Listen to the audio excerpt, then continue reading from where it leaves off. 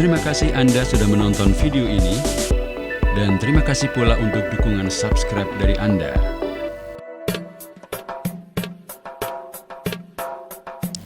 Assalamualaikum warahmatullahi wabarakatuh. Sahabat, Kiai Haji Mustafa Bisri atau Gusmus selalu punya kisah yang unik dan menarik.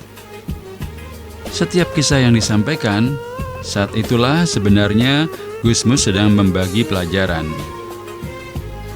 Begitulah cara para kiai sepuh ketika ingin mendidik para santri.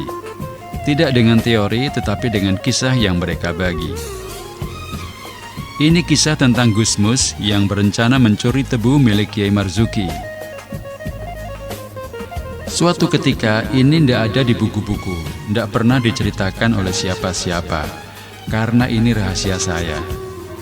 Jadi waktu mondok di sini itu, dulu kiai-kiai itu, Kiai Marzuki, Kiai Mahrus itu punya kebun tebu yang luar biasa. Maka kalau Anda baca puisi saya tentang Lirboyo, Anda akan tahu bahwa dulu itu dari Lirboyo sampai ke kota itu, pemandangan itu pohon tebu semua. Suatu ketika saya, Gusmus maksudnya, dengar tebunya Kiai Marzuki akan ditebang. Maka saya kumpulkan kawan-kawan saya. Kawan-kawan saya yang istimewa-istimewa itu tak ajak rembukan.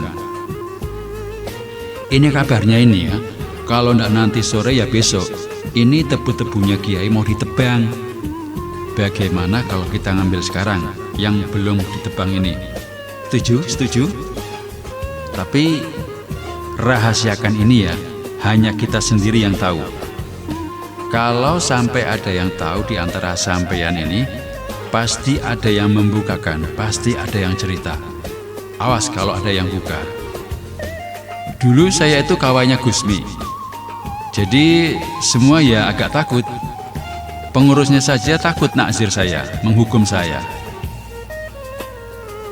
Udah ceritanya, saya baru mau jalan. Teman-teman belum jalan. Saya yang dekat dengan rumahnya Kiai, saya lewat dulu gitu. Tapi buru-buru saya dipanggil sama Kiai Marzuki. Wah, keringatan saya. Mau dicolong tebunya kok manggil-manggil. Gusmus, beriki Gus. Kiai Marzuki itu keistimewaannya boso karo santrine. Biar sama santri bicaranya boso kromo. Kalau kita kiai boso ambek kiai itu ya biasa. Ini Kiai boso ambek santrine. Gus, mriki Gus. Saya dengan gemeteran datang. Inggih Kiai. Sampean doyan tebu, kata Kiai Marzuki. Wah, pertanyaannya kok saya ndak jawab, saya cuma mantuk-mantuk. Saya teringat kawan-kawan saya yang sudah menunggu komando saya tadi. Wah, bagaimana ini? Doyan tebu sampean? Kiai Marzuki bertanya lagi. Beliau kemudian masuk ke dalam, tidak pakai baju. Kiai Marzuki sering ote-ote, tidak pakai baju. Lalu masuk ke dalam. Keluar, mikul sak bongkok tebune. Ini Gus, saya pilihkan yang bagus-bagus sebelum ditebang. Loh, ini sekaligus ini. Saya kurang hormat saya Kiai. Tebunya kok mau saya colong? Dan apa namanya, saya tidak tahu dari mana. Makanya saya bilang ada punya indera keenam katanya.